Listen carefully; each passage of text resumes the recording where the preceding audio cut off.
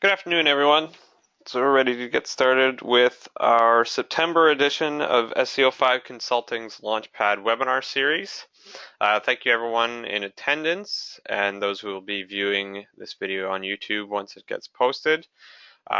We've started our webinar series back in February of this year, each month going over the latest news and trends within the world of online marketing. What we do is we review the articles posted online, how this benefits existing clients, prospective clients, how it helps you as business owners, managers, marketing VPs really analyze these changes within the online marketing world and implement these changes within your websites and campaigns to make sure you get the best success from your websites for your clients. As always, coming to you is Darren Edward, the online marketing manager with SEO5 Consulting. I've been with the company for over 5 years now. Started account management level and now managing our entire portfolio of web development, SEO, SEM, and pay-per-click campaigns. With me today is account manager Chris Ballon. He's going to be conducting our case study today. Chris has been with the company just over 4 years, highly experienced and very successful account manager, and he's got a really great case study to share with you this month. Good afternoon, everybody. Thanks, Chris. So without further ado, I think let's get started. Oh, there we go. So a quick review of the agenda as always. We'll review the latest news and articles within the industry, going in depth for each one, how that affects you as a website owner, business owner, how these changes are impacted, what are really critical impacts within the industry, and things to be watchful for moving forward. Followed by our case study, like I mentioned, which Chris will take care of this month, and our Q&A session at the end. If you do have any questions, there is a chat box within GoToMeeting that you could use. If you do have any questions, just type them in there and we'll address them at the end of our webinar today. If you do have an urgent question or really needs to be flagged, there is an option to raise a hand. Ideally, we'll respond to all questions at the end, but if you're unable to attend until the end of the webinar, we'll try to address your questions as soon as possible. So let's get started on the world that happened within online marketing since our last webinar in August. So the first thing that we want to announce to everyone, and I'm sure as you've noticed on your day-to-day basis since September 1st, is that Google now has a new look. On September 1st, Google made this announcement through their online blog, and as I'm sure you saw when you went to Google, that they had a new doodle showcasing their logo. It actually had a doodle of a little hand erasing the old logo and writing in the new logo. So I mean, Google has changed a lot over the last 17 years, from the range of their products to the evolution of their look and feel. And on September 1st, they changed things up once again. Google introduced a new logo and identity family that reflects this reality of their many products and changes. If you're in attendance last month for our webinar, we did make the announcement that Google is also formulated into Alphabet, which is the new parent company that Google falls under, led by Sergey Brin and Larry Page. This change, obviously following those footsteps of the Alphabet announcement last month. Google has updated their logo and branding. So you will see that the font for Google has now changed. It's actually a lot less pixelated than before. The size of it has actually gone down as well. This mainly goes into their aspect and their idea that they want to have a logo and branding built not only for the desktop users, but now seamless computing across an endless number of devices and different kind of inputs, such as tap, type, and talk. With Google Now, with Google Android products, and with Google Apps on many mobile devices. Google really wanted to make this change, and I'm sure you've come across it. So it's a combination of different changes. You'll see the Google logo, of course, their letters. This is changed with a new font. These 4 colored dots are also seen online. If you do see them, there's another aspect of Google's new logo. And the G. Before it would be a blue G.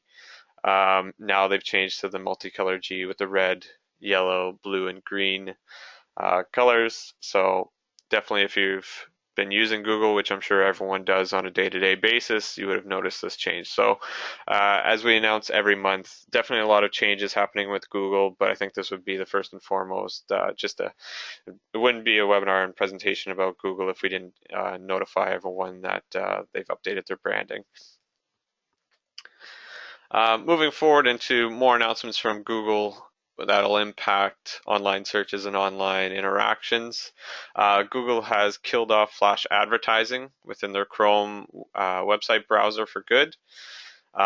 This is something that really impacts advertising on sites and really slows down different websites if they do have AdSense included. On September 1st, another announcement, definitely a busy day for Google over the last month. Google turned Flash adverts into static images to protect against potential malicious code injections. So before there would be little Flash advertisements showing up on pages. What that did is actually slowed down a lot of websites, which obviously impacts user behavior on the sites. Actually, earlier in August of this year, the International Advertising Bureau set the technology, which was HTML5, as the new standard industry in order to create a richer, more immersive and experience for marketers and consumers alike. So if you are planning on doing any advertisements, definitely move away from Flash. Mozilla Firefox has already disabled Flash within their browser. Google's now following in those footsteps of removing Flash. So if there are any Flash advertisements out there, now they're just showing up as static images. One of the other aspects of removing Flash from Chrome and other browsers is the fact that it not only slows down web rendering to an extent, unacceptable to modern users, it actually kills your battery, and it also is a way for malicious code users and hackers to get into websites and use that Flash as a way to hack into websites. So definitely a good sign that Google has taken the steps in removing Flash. One aspect that we go about in notifying our clients, and especially since Google does have problems even crawling Flash, is making sure that you don't have any Flash on your website. There's definitely, like we've seen, HTML5 is the new technology being used. We'd highly recommend that. If you do have any slideshows or banners on your homepage that were previously using Flash, I would recommend the change to HTML5 as soon as possible. If you do have any questions, please reach out to us at SEO5. You can send an email to info@SEO5Consulting.com, and we'll reach out to you with our options as soon as possible. Next is Google made an announcement recently, and there's been some changes with regards to using HTTPS, which is a secured file transfer on websites in terms of how your site is shown up in the World Wide Web. A lot of bloggers and users online had suggested that using and switching from HTTP to HTTPS, a more secured website, and making sure that users using the website feel a lot more secure, would actually give a boost to your rankings in Google. However, Google made an announcement over the last month that there still might be some problems if you have made the switch to HTTPS but haven't made all changes in terms of HTTP to HTTPS, that if there is a mismatch between those pages, you may not get a rankings boost in the future. So if you do make the entire switch, there is benefits of switching over to HTTPS and potentially getting a boost from Google. But some of the content mismatch errors that you could see is when you have a web page on HTTPS, but then there's some elements of the content on the page that are not secure, such as images that are not transferred over to HTTPS, any social media plugins, such as your Facebooks, your Google, your Twitter, if that's not switched over to HTTPS. These are actually very common issues with HTTPS web pages. So Google's gone ahead and made the announcement to be aware of this mismatch. If your webmasters have made a change to HTTPS, that you transfer over all elements within those HTTPS pages to HTTPS, just so you don't have this mismatch. You don't have any issues with Google. Again, I don't think it's going to be a negative effect. You won't see any decline in rankings, but if you are looking for that boost in rankings from switching to HTTPS, definitely make sure everything within the website has been transferred over. And a comment from Google's John Mueller in September mentioned, I imagine at some point we will say you will have to serve really clean HTTPS for us to show that in the search results. I don't know. I don't think that there will be any kind of penalty around that, just that we may say we won't count this as HTTPS. So it won't get that small HTTPS ranking boost. So again, not so much as a negative effect if you haven't transferred everything over to HTTPS, but if there are some elements that are still HTTP and not fully transferred over to HTTPS, you won't see that little boost in your rankings. So again, very important, thinking of the user first, how they're going to experience on your website. Really important if you are an e-commerce website, making sure all searches on the site, any information added to the site are secure, and really gives that more credibility to your website and that secure, giving users on the website feeling secure of browsing your website and placing an order. So again, if you are making changes, just make sure it's done thoroughly. And again, if you'd want a review, please contact us at SEO5 Consulting for a free assessment. We'll review and make sure which pages are set up correctly and which ones would need to be correctly changed. We brought about this announcement last month in our webinar about the recent change of Google Local Pack. For those not familiar, in August, Google local results changed, whereas before, if you were searching a local, whether it's searching for a restaurant or those local services around your region, usually you would see 7 results show up on the first page of Google and a little map from Google Maps kind of showing the icons where those locations are based around you and where your search took place. However, in August, this actually changed. So now it's no longer showing 7 results, it's now only showing 3 results. So this definitely had a major impact in terms of your strategies, in terms of focusing on local rankings. What we've stress to our clients is make sure that you're still following your process and your practices for ranking locally. So making sure that your Google Places, your Google My Business location is fully updated with as much information as possible. Again, SEO is really important, so making sure that you have a link to your website within your Google My Business profile. And again, additional local citations, whether it's Yelp, Yellow Pages, Angie's List, Better Business Bureau, making sure you have NAP consistency with your name, address, and phone information all the same and matching from your Google Places listing to your Yelp listing to your Yellow Pages to all your online citations. All those elements will have an impact in terms of your rankings, but it just goes to show how much more important that is. Why is this such a major change?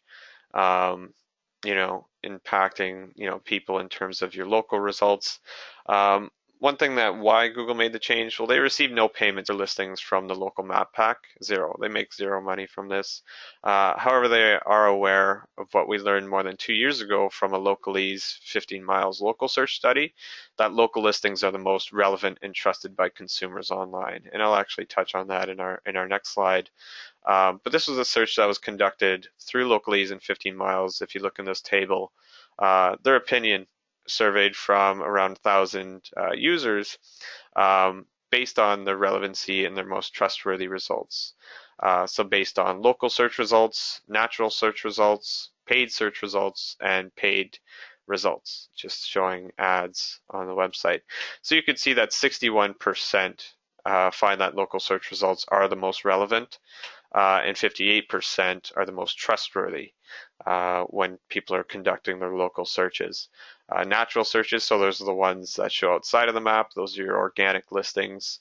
27% are relevant, 31% trustworthy. Again, you can see the trustworthy of those people looking at paid ads. 10% do find them very relevant, 9% find them trustworthy, 2% relevant for those paid results that see any Google Shopping or any ads elsewhere online. Why the 233% more important? Well, 7 divided by 3 times 100 is 233. So no longer having 7 results on the first page for local results. It's now down to 3 results on the first page. And keeping in mind that users, when looking at local search results, finding that as the most relevant and most trustworthy. So again, really impactful in terms of your local optimization. Again, I think the key things to remember are having a full, complete listing, making sure you have a link to your website and any other social media profiles. You have a good description of your business. You outline your service areas and where you're servicing your clients. Having a complete profile boosted with search engine optimization on your website. So making sure if you are a local business, you are including the service areas that you do service within your website, within the content of your website, implementing local schema, structured markup data within your website definitely has a boost, and your consistency among other online citations online really will give a boost. And again, really important now that Google has made this switch. They originally made this switch to mobile devices, and then over the last month have made the change to desktop results. So again, a lot of importance in making sure you have a local listing well optimized so you could get into that top 3. So like I mentioned previously, I wanted to add to this that Moz, the all-in powerful in the online marketing world, conducted a study last month, and again, they surveyed a group of 1,000 consumers through Google customer surveys, and they set up a research study to review how consumers are influenced by online reviews. And through the study, they found that 67% of consumers are influenced by online reviews. Moz asked the participants, one of the questions was, when making a major purchase such as an appliance, a smartphone, or even a car, how important are online reviews in your decision making? The results revealed that online reviews impact 67.7% of respondents' purchasing decisions. More than half of the respondents, 54.7%, admitted that online reviews are fairly, very, or absolutely an important part of their decision-making process. One of the aspects that I didn't mention in the last slide in terms of the Google Local is another impact that helps push your rankings up on Google is online reviews. So making sure that you do have an online reviews section, whether it's on your website, on your Google My Business listings, whether you have Yelp listings and reviews, really having a section on your website for having customers go in and review your service, review your products, only helps with not only future consumers and clients using your services, it also helps with your local rankings and pushes those rankings within the top 3 on page 1 of Google. But it's really important, and as you can see, 67% of consumers are looking for online reviews before even making a purchase. So if your website doesn't have any online reviews, it doesn't have any testimonials, you're already behind in trying to attract that consumer and using your services and products. So again, if you don't have any section on the site, I would highly recommend that. If you're interested on how to implement that on your website, please reach out to us at SEO5 Consulting. Again, it's info@SEO5consulting.com. I will include our phone number at the end of our webinar today. But again, really important. I think the key takeaway that everyone should feel in terms of this is that companies need to take reviews seriously. Restaurant review stories receive all the press, but most companies will eventually have pages from review sites ranking for their names. Like you see it, if you search your branded, your company results, you'll see results from Yelp, you'll see results from Better Business Bureau. So anywhere that you could have online reviews, and even if you could drive your users and even post-purchase. So if you've conducted a service, you've sold a product to someone, it's not a bad strategy to either follow up via email marketing to see how they would rate the service, how they would rate the product, and use that information back on your website. One good way that we recommend is including a link to your Google My Business page where users could then sign into Google and write a review on your Google My Business page. That not only helps your Google listing, it also helps your authority online within the industry. So really building a strong base of positive reviews now will will help protect against any negative reviews down the road. So again, really important. If you don't have an online review section on your website, definitely something to look into, especially because it's such a high percentage of those that are influenced by online reviews in today's day and age. Next, I wanted to spend a few slides on touching on video ads. There's a great article posted this month from Search Engine Land. The talking was money for nothing and clicks for cheap. So using the benefits of running ads through YouTube, through video ads. It was announced earlier this year that Google has been able to increase revenue coming from its advertising products, despite the fact that it's actually making less money per ad. Google has in fact been having a cost per click problem since the fourth quarter of 2011. However, they're still seeing the increase in revenue. So where's this coming from? Many thought the problem was that Google was not able to monetize mobile, while others thought that wasn't the case. However, in April of this year, Google's outgoing CFO confirmed it was not mobile, but actually YouTube's TrueView ads that were the culprits of actually bringing down the cost. And why is that? So we'll go into basically, I think it's the opportunity of using YouTube and the fact that cost per click on YouTube ads are drastically lower than that of AdWords, of that of Yahoo, or running ads on Bing. We're talking dirt cheap here. So in some cases, you're looking at roughly 9 cents to 11 cents per click of a video. At least that's what Google has shared and what we've seen on average for retail clients who are experimenting with TrueView ads. For those wondering what TrueView ads, if you go on YouTube and it almost affects most videos today. It's pretty rare to go to YouTube and try and watch a video and without having an ad pop up before it.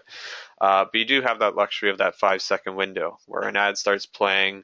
You wait for 5 seconds, and then you have the option to skip that video ad. Those are TrueView ads. Viewers actually and advertisers that have those ads running on YouTube are not paying for that ad once someone clicks on the skip. So if their ad plays for 5 seconds and then you decide to skip the ad, that advertiser didn't pay anything for that ad. So that's already 5 seconds of advertising. It's 5 seconds that have gone into that user's experience, whether they wanted to see the ad or not, whether it was highly relevant to the video that they were planning to watch. That's 5 seconds that they interacted with that user that they haven't had to pay. Now, granted, when they do watch the full ad, you're still looking at a much lower cost per click than that of running ads through AdWords. Just looking at this table, it was a benchmark gathered by AdGuru data from 2014 that showed the average cost per click across 6 sectors. So you can see that shopping and classified ads running through AdWords and Bing, you're looking at roughly 75 cents on AdWords and 38 cents through Bing. If you're in the financial services sector, you're looking at $2.83 through AdWords, $1.85 through Bing. The travel industry, under $1.91 for AdWords, 56 cents in Bing. Education, you're looking at really expensive in terms of $4.40 for AdWords for a cost per click. And through Bing, just under $3 at $2.95. Automotive, just under $2, $1.69 for AdWords, 93 cents for Bing. And in the business sector, $2.30 on average cost per click through AdWords and 84 cents through Bing. So while Bing costs are definitely lower than AdWords, you are looking at a much greater audience through AdWords than Bing.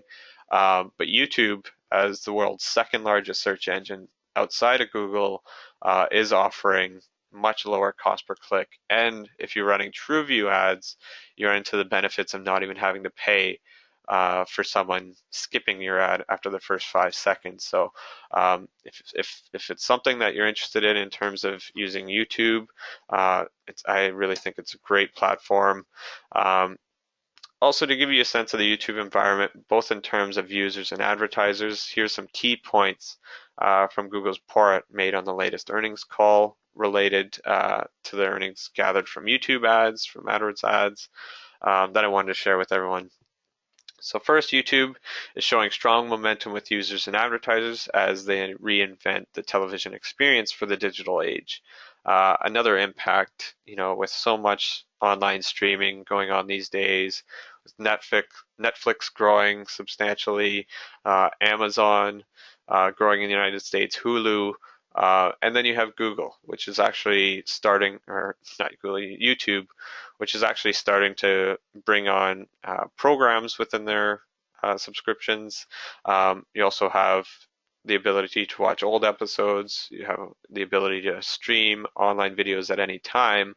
And with that experience and with everyone moving over to digital, advertising through YouTube is really, a huge opportunity, especially with the low cost per click and even the low cost of creating videos. I know some videos can have a high cost if you are looking at a production team, but something as simple as a 30-second video of promoting your services. We actually perform animated videos for our clients. We do provide additional services where we would have a video production company actually come to your office, film videos that you could use for your advertising to publish through YouTube. And if you wish to advertise those videos, you could definitely set up advertising through YouTube within AdWords itself. But a lot of opportunity through AdWords. So moving on mobile alone, YouTube reaches more 18 to 49-year-olds in the US than any US cable network. Really key fact there. Once users are in YouTube, they're spending more time per session watching videos. On mobile, the average viewing session is now more than 40 minutes, up more than 50% year over year. So that's just on mobile devices. That's not even on desktop. That's not even streaming. If you have Apple TV and you're streaming through AirPlay on your iPad devices or tablet devices on your TV and you're using YouTube. This is simply through mobile, and people, whether they're on their commute, they're traveling, or they're just later in the night, watching YouTube through their mobile device is on average a viewing session is roughly around 40 minutes. So just think of the amount of videos that people can be clicking on and the ads that you could be showing during that period. And again, the number of advertisers running video ads on YouTube is up more than 40% year over year. And for YouTube's top 100 advertisers, the average spend per advertiser is up 60% year over year. But this just goes to show the great opportunity. One key quote that I want to leave you with is CPC pricing on YouTube for TrueView ads that users choose not to skip, is lower than CPC pricing on desktop and mobile devices. So even that pricing for those that you choose not to skip a video, you watch the full 2 minutes, 30 seconds, whatever it might be, that cost is still lower than the CPC pricing that you would get on a desktop and a mobile if you were going to AdWords and clicking on an ad. So a lot of opportunity with YouTube. If you do have any questions, please reach out to us. Contact us today and we'll definitely provide you more information on our options of running video ads or creating video ads for you. As we're heading into the fall season, the autumn season, I know it's not that happy time of year, especially for us up north in Canada. But one thing that's upcoming as we head into October is the Halloween season.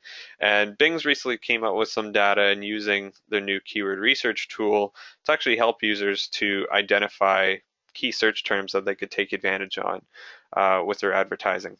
According to the National Retail Federation, last year's total Halloween spending was $7.4 billion, with the average shopper spending $78 on spooky stuff.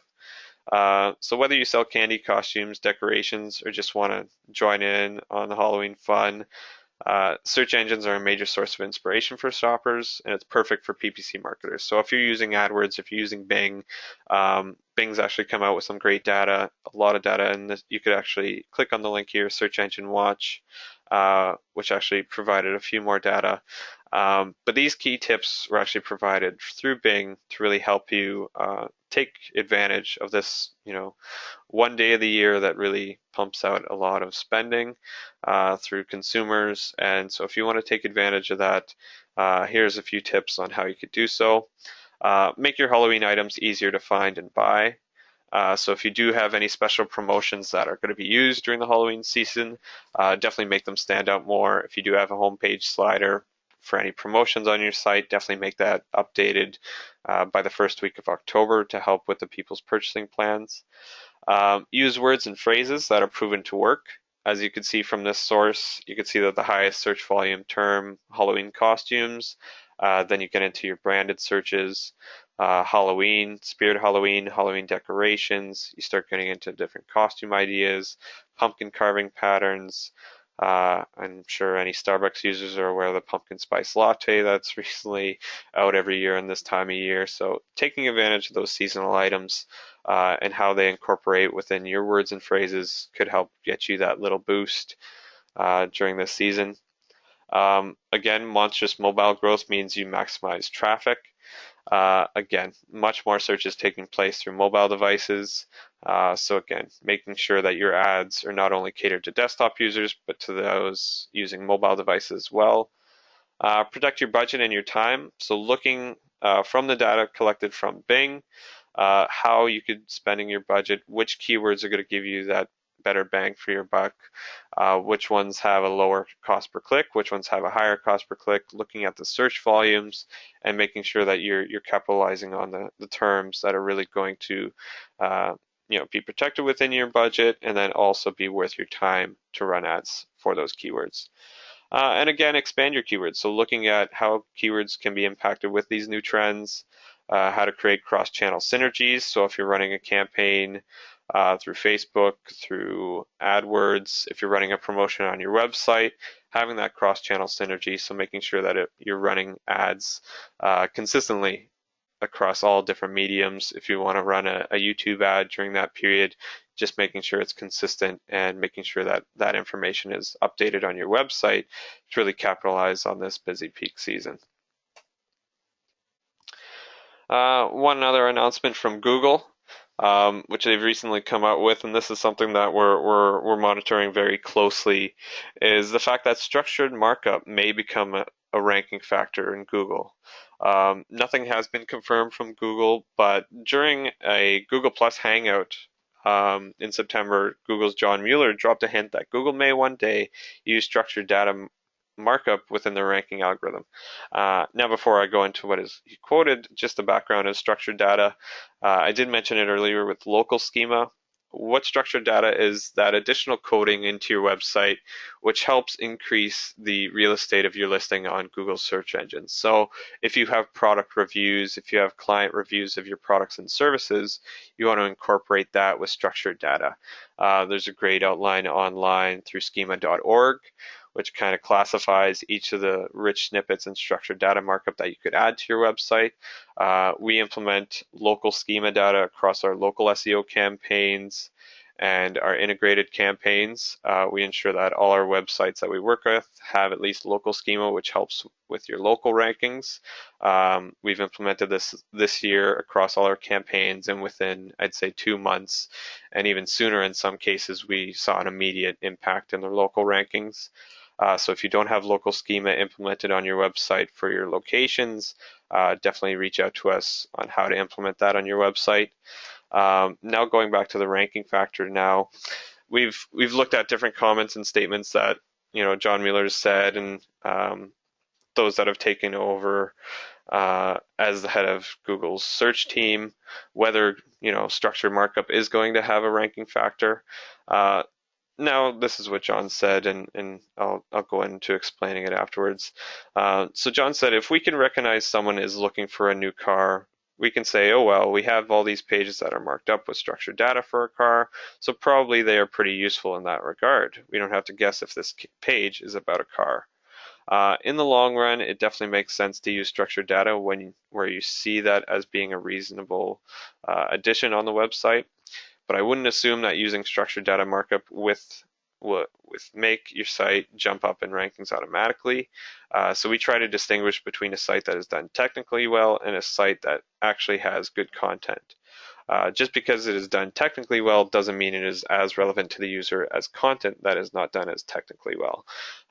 So what he's kind of saying that, eventually it might be something that Google will take into consideration as a ranking factor. But I think all their Google guidelines and policies of best practices are still taken into consideration through their current ranking factors. So making sure that you have really strong content on your website, you're explaining the services, you're explaining the KPIs of your service over your competitors. You really want to bring that relevancy to the user's search. So any way that you can, and using structured data to help with that. And like John mentioned, if someone's looking for a car and they're able to see that the website has information on cars, they have structured data set up where there's reviews of the cars that they have structured data marked up for the pricing that they have on their website will only help impact having Google look at that website and think that that's a much more relevant and higher authoritative website to show on their index for user searching. But again, someone could put structured data on the website, could put product reviews, but then you get to the website and there's really no explanation of the car that you're trying to buy. It's all just in the back end. Google's not going to put much weight into that, even though it's done technically well. All other aspects of a well-optimized page have to be taken into consideration as well. So that's something that we're looking at. We're definitely closely monitoring this. We continue to strive to ensure that all our websites for our clients follow Google's best practices, making sure that the site is well optimized through meta titles, meta descriptions, on-page content, image alt tags, content optimization, making sure that what you're selling on your website, the service that you're providing, the explanation of why clients and consumers should choose your business over any competitors is well outlined in the content. And then following practices, making sure that you have backlinks through authoritative website, building on that strong presence, making sure you have local citations online. That all goes into being ranked on Google, but adding that additional markup, like we said, we did implement local schema and we saw an impact with our rankings. It's something that we're going to be monitoring. It's something that we're discussing with our development teams on incorporating as much schema and structured data markups to our clients' websites as much as possible. But again, no confirmed statement from Google that this is going to be a ranking factor change, but it is something that we are closely monitoring. One other point that Google's John Mueller has said over the last month is if you have recently updated your website and you've gone from a different URL structure to a new URL structure and you had to implement 301 redirects, Google's recommending that you keep it active for at least over a year. If you've set up 301 redirects and you have it in place, make sure you'd aim for at least a year before taking away your 301 redirects or thinking about removing them. The purpose of this is that it could take up to 6 months to a year for Google to fully recognize that a site is moved. So if you might have changed your site in January of this year, or even or March or April, and you've conducted all your 301 redirects to the new URL structure on the website, don't just think you could wipe out the old pages, remove the 301 redirects, think that Google's already crawled the site and picked up on your new URLs. It's still relevant that you have people finding old links and being redirected to the new pages of the site. You don't want anyone being redirected to a 404 page. That definitely impacts the user experience. If it's going to a park domain, if you haven't updated any old URLs or any of your old domains to the new domain, it's definitely going to result in a bad user experience, which has an impact on your organic rankings. So something to keep in mind and share with your webmasters if you have recently updated your website, if you are planning to do a redesign and restructure of your website, something to take highly into consideration before going through and making those changes. Lastly, Google and Twitter recently reportedly working together on a content delivery platform. So early in September, Recorder reported that Google and Twitter are working together on their own instant articles solution, which is said to aid in the distribution of content to mobile devices. If you've been in attendance for our webinars, you notice that tweets are now showing up directly in Google searches. This was a partnership that Google and Twitter had made earlier in April of this year and got rolled out in August 2015. Another impact is that they're really trying to push their instant articles and instant posts. A lot of the times, if you're browsing through Twitter, you'll see people will publish articles and have a link to the website. What the reports are saying is that Twitter and Google are trying to find a way that these full articles will pop up immediately versus waiting several seconds to having to find, in the Twitter feed or going through your Google search result. This is going to help push those articles faster, integrating within Twitter and Google. Google and Twitter are actually not going to be hosting the content. They're just going to instantaneously deliver that content showing up on people's cached web pages on publishers' websites. This makes a world of a difference to content publishers. because people will still be landing on their web pages and not only pages hosted by Google and Twitter.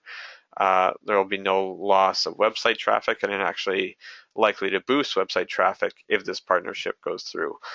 No confirmations from either Twitter or Google regarding the content delivery platform, but it is something that they are planning to do in terms of instant articles. So something to be watchful for, something that we're going to be monitoring, especially because content is such important, and trying to show your importance of your service and business and trying to engage with your users.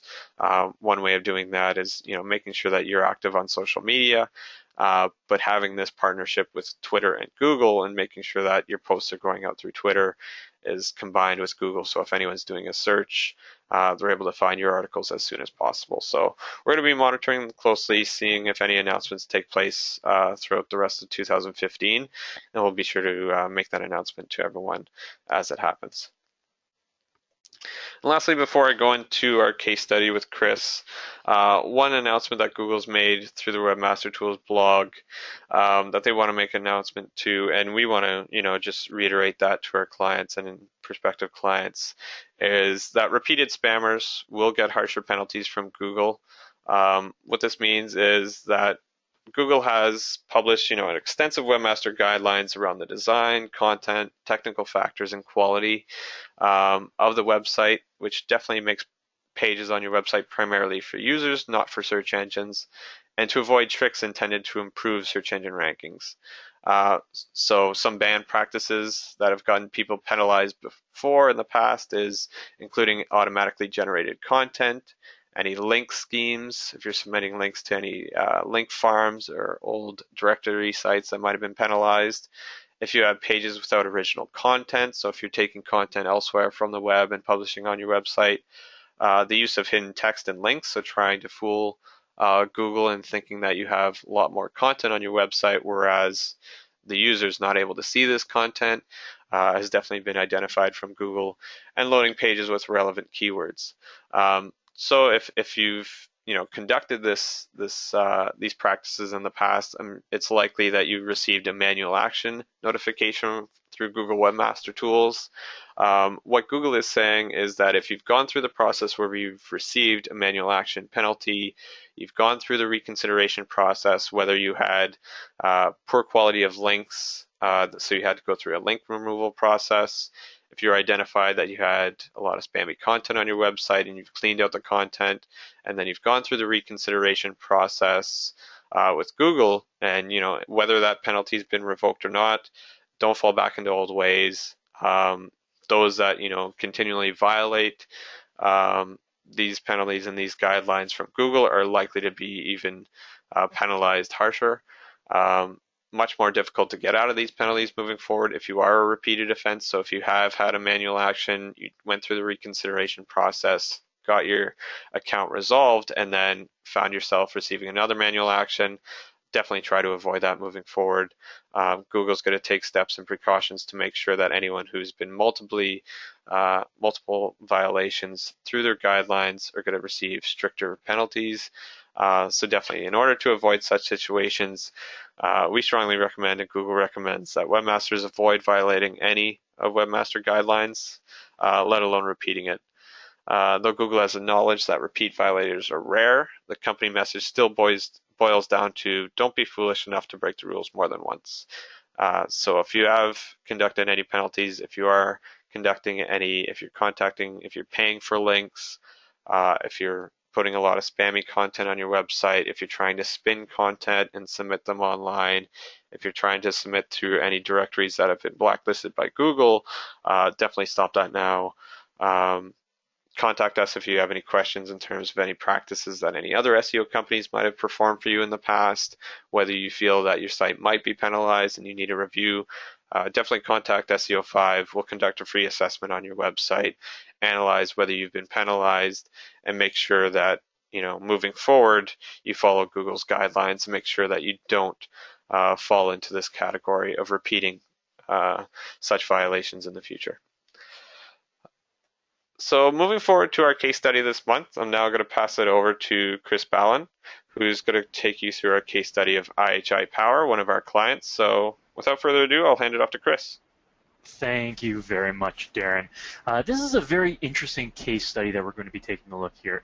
IHI Power came on board after an internal website restructure with us. They're a very technical, they're in the power industry in power plant operations, maintenance, and management.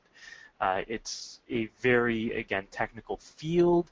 It's is a very professionally oriented field, and it's a website that should be containing a lot of information, but we'll see that when they came on board didn't necessarily contain a lot of information. We'd like to move to the next slide. Thanks. So again, IHIPower.com, a client with us for just about 6 months now.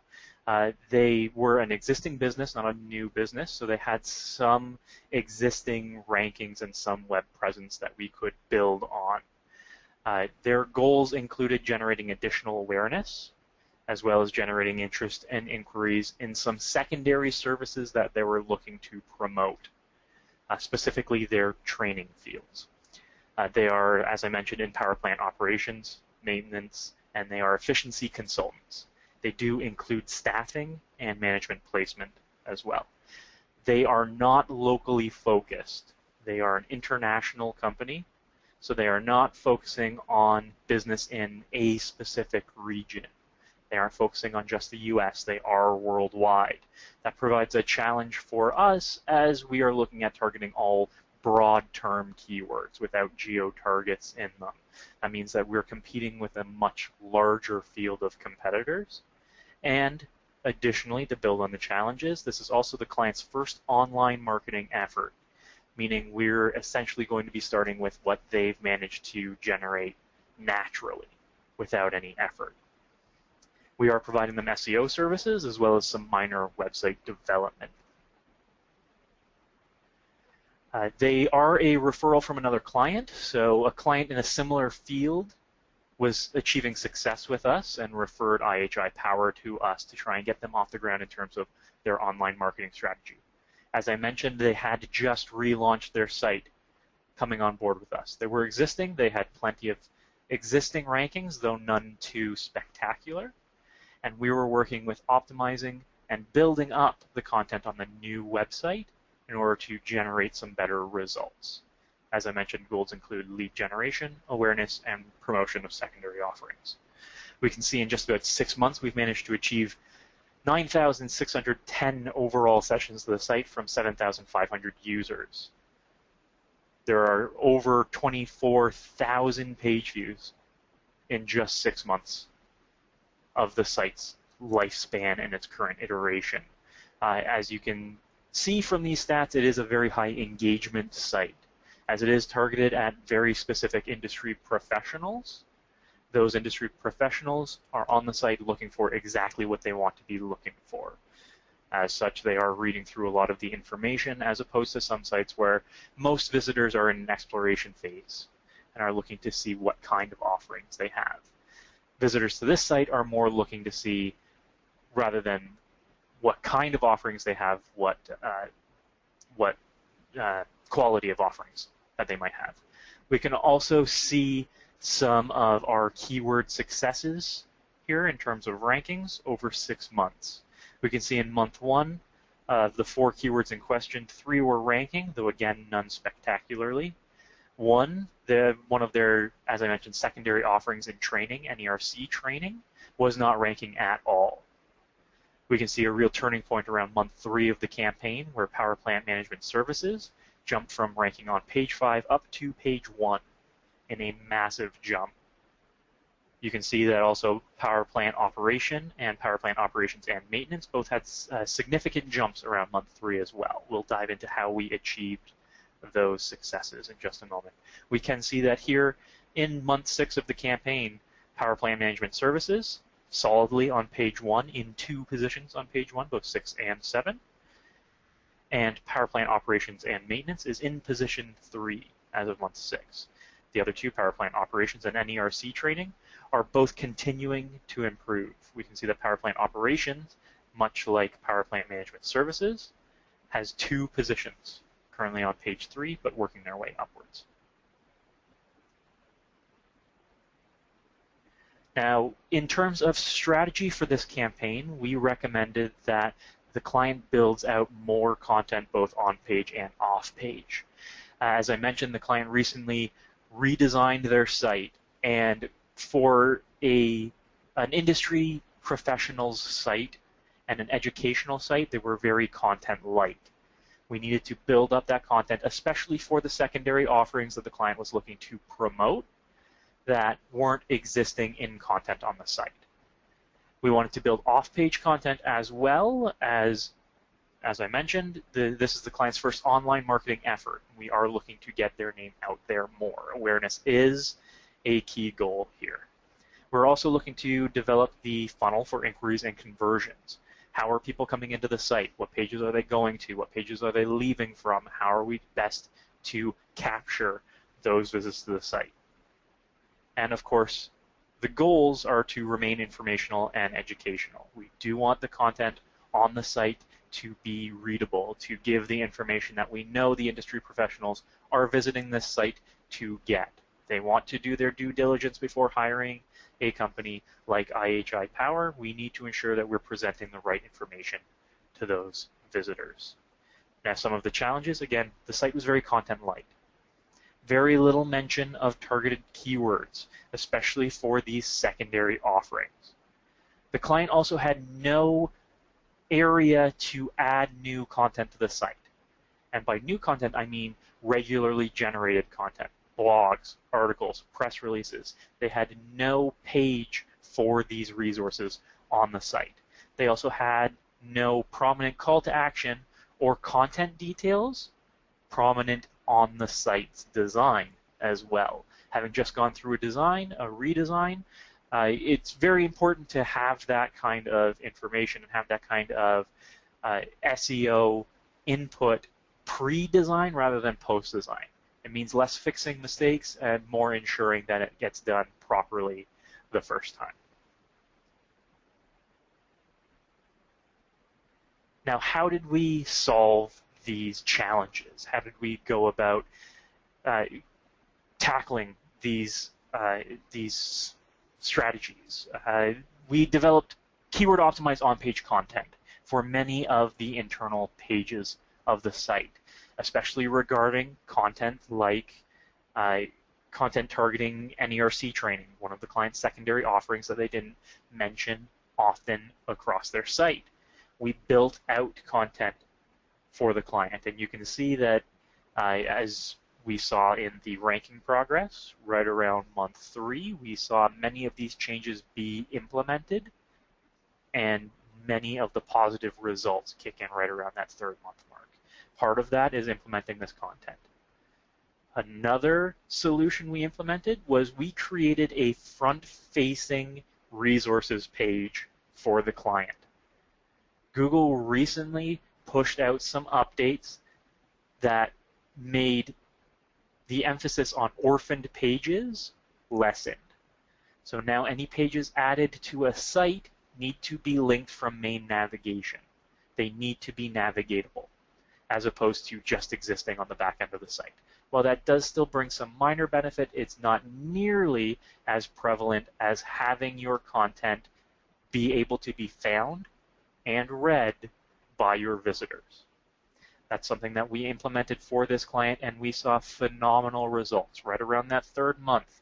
Those page 1 results that you saw come out of almost nowhere were thanks to us linking optimized content on new front-facing pages for blogs, for articles, and for press releases. Having this content be navigatable was a big step towards achieving those successes. That's something to keep in mind for your websites as well. If you don't have a blog, if you don't have a news section that can be regularly updated with optimized content, it is necessary. Now, one of the other solutions that we are currently working on is developing a strong call to action and conversion architecture for the site and to be placed in the site header. This is ongoing as we're trying to finesse the right kind of approach for our visitors. This isn't a kind of company or an industry where you can offer a free quote or you can call today for a free consultation. That is what their business is about, and they aren't giving it away for free. So this is, again, something that we're working with the client closely about on how to best massage this for their industry. But we will eventually be putting a contact form as well as phone number and call to action in the header of this site as well. As the rankings increase, we are no doubt going to see increased quality and quantity of traffic. We need a more efficient way of capturing this, and the solution moving forward to this site is to ensure that every page of the site, rather than just the contact page, becomes a point of conversion. That's something that we will be working on, however, is not yet implemented. Overall, we can see adding content to the site, linking content on this site has made huge impacts for them. Google has said previously, content is king when it comes to rankings, when it comes to pushing through the rest of the crowd. Make sure that you have that content, make sure it's in the right context, and now make sure that it is visible to your visitors, and this kind of success can be yours as well. Fantastic, Chris. Really great example of a client that came on board. Obviously, a lot of changes needed to be made on the website. They had their, goal in mind of where they wanted to be found. But I think in looking at their site and conducting that assessment, Chris was able to identify, they needed the content to be added to the website. They didn't have a resource section where we could publish new content. Part of their package is drafting new content new month, explaining the services that they provide, the key selling benefits of their business over their competitors. And since then, if we go back, you're able to see, the changes in the rankings from month to month, from the first month to where we are now, going from 70 to in the 20s, 50 to page 1, no rankings to page 3, and page 4 to ranked in the 3rd position. So much, and especially because it was a new website, you have to identify what their challenges were, and Chris has done an amazing job on that, and we only look forward to, seeing more success. So a really great case study this month. Again, I want to thank everyone in attendance for our guides running a little later than usual. We've hit 1 p.m. Eastern time. So just a quick background for those who are conducting or attending their first webinar. It's a little background on SEO5 Consulting. So we've been an industry pioneer since 1999. We have a team of over 50 internet marketing professionals, industry-leading Google and Market Motive certifications across our staff. We've serviced over 1,000 clients worldwide. We're active participants in SEO conferences across North America with Google Engage. We're a certified Google partner, SEMPO conferences, Market Motives, web analytics. We have a management team with over 50 years of marketing experience. We've serviced clients in 50 different industry verticals. So if you feel that your industry is not one that could be worked on or could see success, trust us. We've worked in just about every industry online and seen success from every industry online. We've generated over 1 million leads across these different industries and revenue that's generated over $80 million in online sales from our campaigns. So a bit of background on us. Right now, I'll just open the field if there are any questions for anyone on any of the slides that we've had throughout the day. Again, if you do have any questions, might not come to you right away, but if you do, please reach out to us at info@SEO5consulting.com or call us toll free at 1-888-759-4112. Our sales representatives and team are ready to speak with you as soon as possible. We do have a free assessment form on our website. So if you want to go to SEO5consulting.com, you could fill out that form and we'll conduct that analysis for you. Again, I want to thank everyone in attendance. I want to thank our account manager, Chris Ballin, for attending and presenting our case study this month. Just quickly check for any questions. No questions for today. So again, I want to thank everyone for attending. Thank you very much for attending SEO5 September Launchpad Webinar Series. This is Darren Edwards signing up. Have a great day, everyone.